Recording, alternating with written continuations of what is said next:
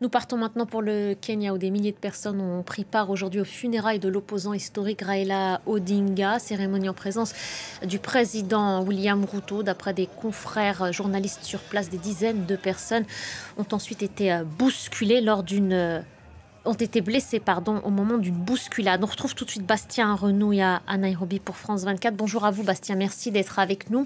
La cérémonie avait d'abord, semble-t-il, démarré dans le calme. Quels sont les tout derniers éléments dont vous disposez ?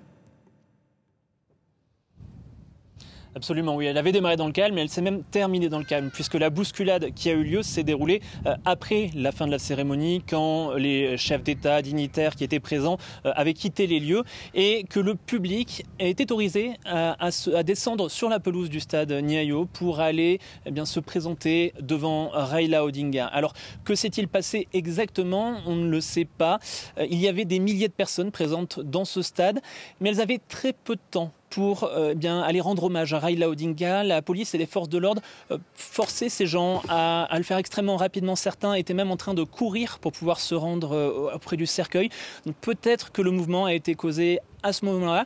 Ce que je peux vous dire en revanche, c'est qu'il y a en effet des dizaines de blessés qui ont été pris en charge par la Croix-Rouge locale ainsi que par des services d'ambulance. Certains ont été envoyés vers les hôpitaux de Nairobi. Alors jusqu'à présent, en effet, vous le disiez, par contre, la cérémonie s'était plutôt bien déroulée, ce qui contrastait énormément avec ce qui a pu se dérouler durant la journée d'hier, puisque il y a eu un chaos dans Nairobi toute la journée d'hier à partir du moment où le cercueil de Raila Odinga est arrivé au Kenya, jusqu'à ce moment où la police a bien essayé de contenir la foule dans le stade de Kasarani où s'étaient rassemblées des dizaines de milliers de personnes et où elle a ouvert le feu, faisant plusieurs blessés et 3 personnes qui ont été tuées.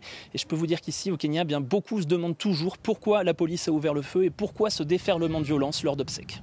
Merci beaucoup Bastien. Bastien Renouille en direct de Nairobi pour France 24.